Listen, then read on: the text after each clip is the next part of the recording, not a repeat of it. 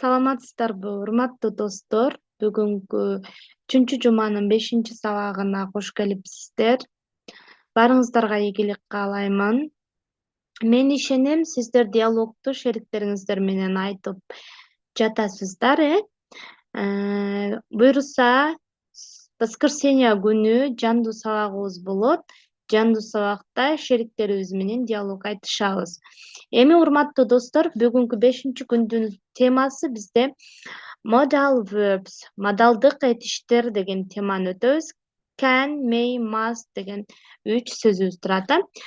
Качан, кантип колдонобуз? Азыр түшүндүрүп берем. Modal verbs бул модалдык этиштер. Бул англис тилинде конкреттүү маанини, тонду билдирүүчү этиш. Биз бир маанини же бир тон менен сүйлөгөнүбүздө ошону билдирүүчү этиш экен. Мисалы, адамдын мүмкүнчүлүгү, эмне кыла аларын, уруксатпы деп сураганда, бир нерсени сөзсүз аткаруу керек болгондо биз ушул этиштерди колдонот экенбиз. Modal verb сөзү кенен да, мен ушул үчөөнү эле бердим. Буюрса, экинчи айда дагы modal verbs'тү өтөбүз.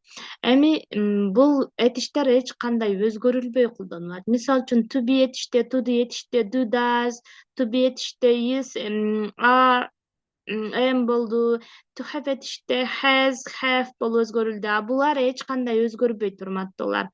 Кен жөндөм, мүмкүнчүлүк. Мисалы үчүн биздин жөндөмүбүздү айтабыз да, эмне кыла алабыз? Мен мисалы үчүн I can speak English. Мен англисче сүйлөй алам. Алуу деп которуп алсак болот кыргызча. She can count. Ал эсептей алат. Көрдүңүздөр, Эми суроо бергенде can алдына жылат да can I help you? Сизге жардам бере аламбы? Же сизге жардам керекпи деп сураганда can I help you? Сизге жардам керекпи? Сизге жардам бере аламбы деген маанини берет. Can I take this book? Мен бул китепти алсам болобу? Ала аламбы деп сурап атасыз, Эми may бул уруксат суроо, уруксат берүү, уруксат суроо. May I go out? Сыртка чыксам болобу? Мүмкүнбү, Сиз сыртка чыгууга уруксатпы деген маани. May I use your phone? Сиздин телефонуңузду колдонууга мүмкүнбү? Демек, бул may'ди биз уруксат суроодо колдонот экенбиз, May I come in? Кирүүгө уруксатпы? May I go out? Чыгууга уруксатпы? Дагы ушундай сөздөрдү колдонот экенбиз. Ал эми must.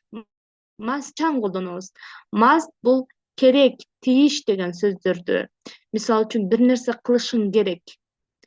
Эми бул жерде карайбыз. You must finish your homework. Сен үй тапшырмаңды бүтүрүшүң керек. Finish деген бизде бүтүрүү деген, You must finish your homework. We must try this new recipe for dinner дейт. Не дейт? Биз кечки тамак үчүн бул жаңы рецептке аракет кылышыбыз керек.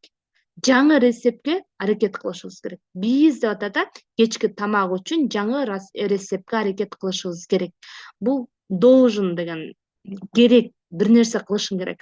Айбек must find a new job soon. Айбек жакында жаңы жумуш табыш керек, болбосо семьясы ачка калат деген маани да, мындайча айтканда. Айбек must find, керек, ал должен, ошол нерсени кылыш керек дегенде биз must'ты колдонот экенбиз. Эми урматтуу достор, биз кийинкини ачайын. Бул жерде сиздерге бир канча этиштерди бердим. Ушуларды колдонуп, can, may, must'ка сүйлөм түзүп эле койбостон, биз бири-бирибиз менен айтышып жөнөтөбүз. Жок, бул жерде мындай кылалы, урматтуулар, мага идея келип кетти. Сүйлөм түзөсүздөр, аны видеодон айтып бересиздер. Ар бириңиздер кыскача бир 1 минутка жетпеген видео тартып жөнөтөсүздөр. Мисалы үчүн to remember, эстөө, to finish, бүтүрүү, to find, табуу, turn off, өчүрүү,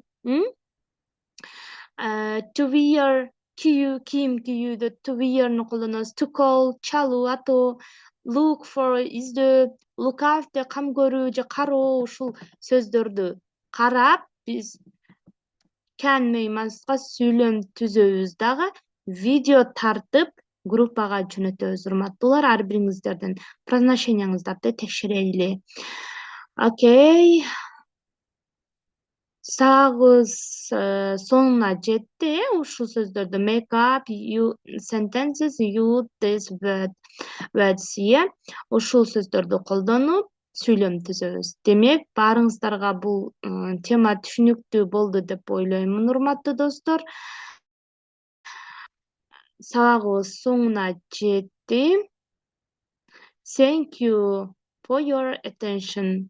Көңүл бурганыңыздар үчүн, көргөнүңүздөр үчүн рахмат. Сабактар түшүнүктүү болуп жатабы? Комментарийге дагы жаза кетсеңиздер болот, урматтуу достор. Жакшы туруңуздар.